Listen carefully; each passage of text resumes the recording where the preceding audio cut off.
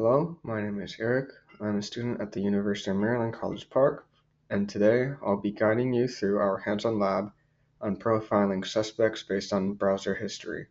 You'll be able to find the Google Colab link at this repository and scrolling all the way down to here. So for background, suspect profiling, also known as criminal profiling, is a technique used in criminal investigations for nearly a century to identify potential suspects based on various psychological, behavioral, and demographic characteristics. Dr. Walter C. Langer, a psychiatrist, was commissioned by the Oval Office of Strategic Services to profile Adolf Hitler, marking one of the earliest known attempts at profiling in 1940.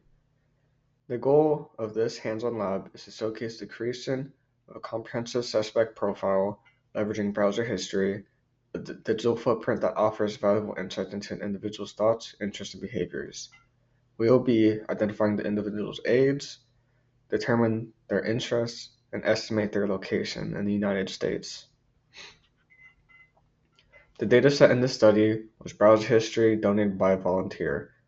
As a demo would not necessarily be relating their behaviors to criminal behaviors, and we can evaluate the accuracy. This browser history data was taken using Google Takeout. Google Takeout is a service offered by Google that allows you to export your data into a JSON format. Here you see that you will be able to access your Google Chrome bookmarks, history, and other settings.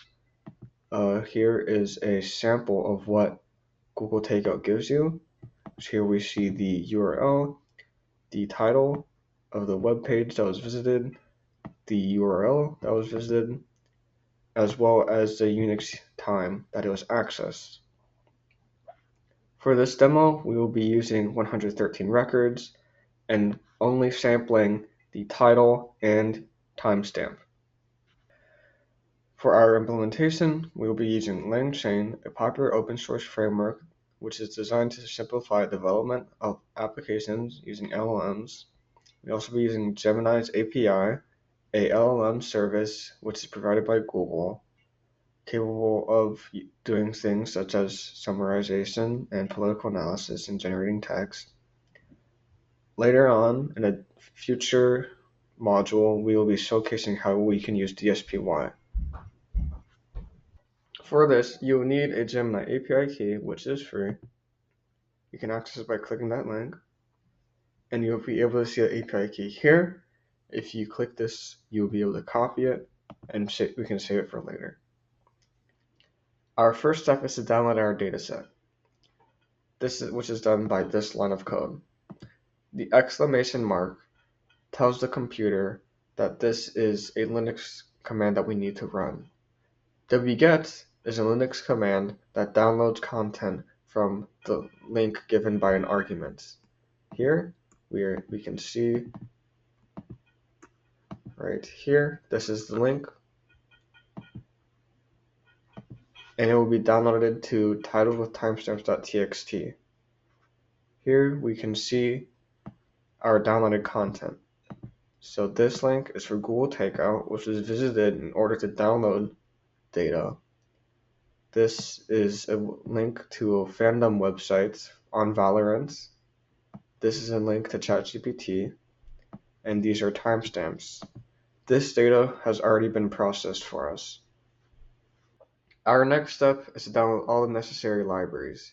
Here we're using pip, and you can see we are again using the exclamation mark, which tells us it is a Linux command that we need to run, and pip install basically installs the package given by this argument.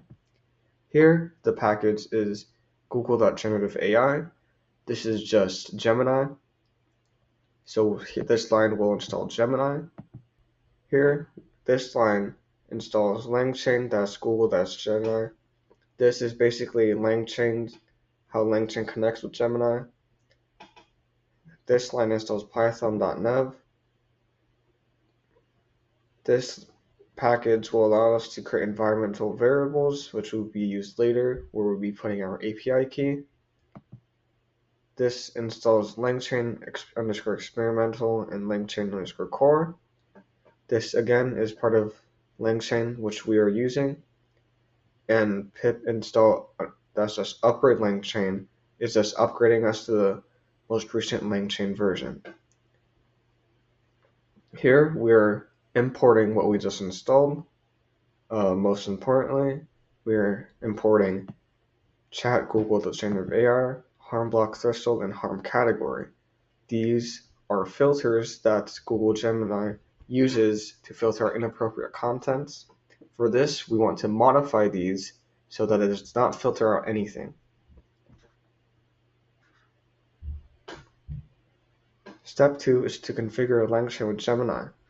So for this, as said earlier, we need a Gemini API key. You can load an API key from a file titled my_config.env.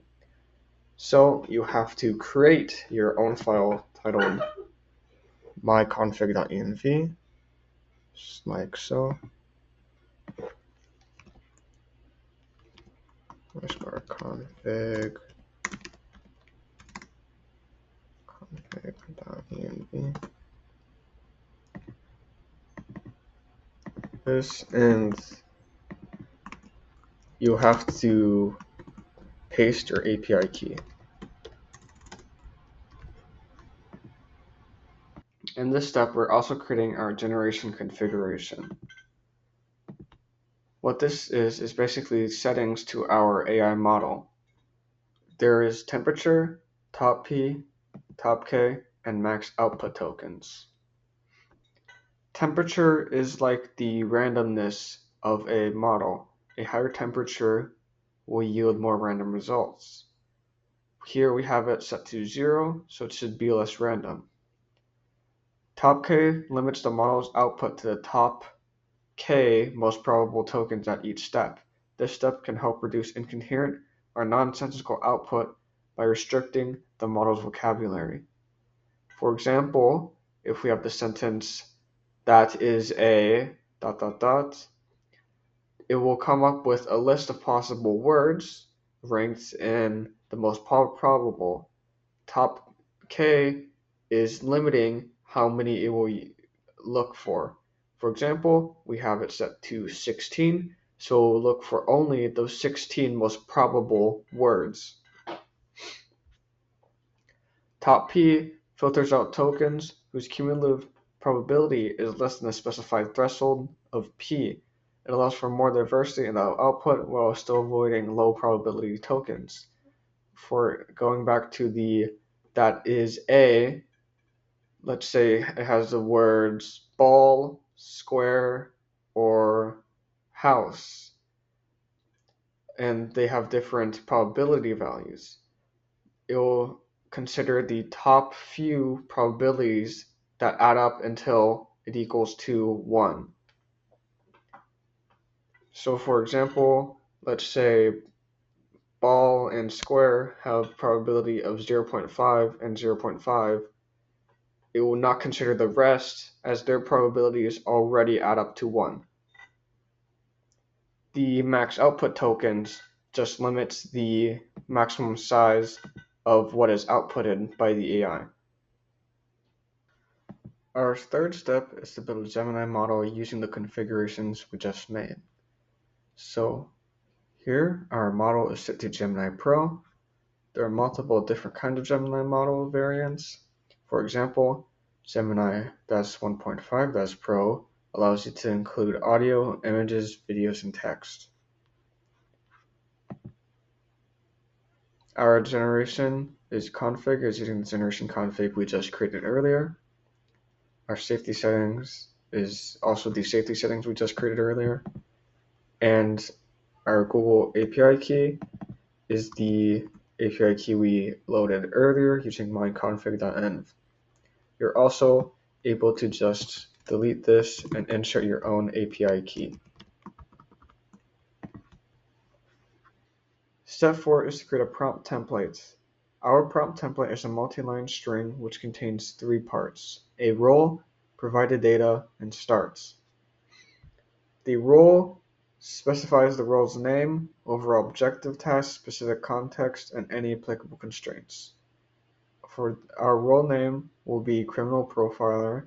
Its task will be to create a psychological profile based on browsing history. It will focus on searching for motivations, psychological characteristics, behavioral patterns, and relevant insights. Our role restrictions are to avoid any identification or accusations and to not give legal advice. The provided data part outlines the required data sets for task completion. For this, we will be using the list of web pages with titles and timestamps that we downloaded earlier.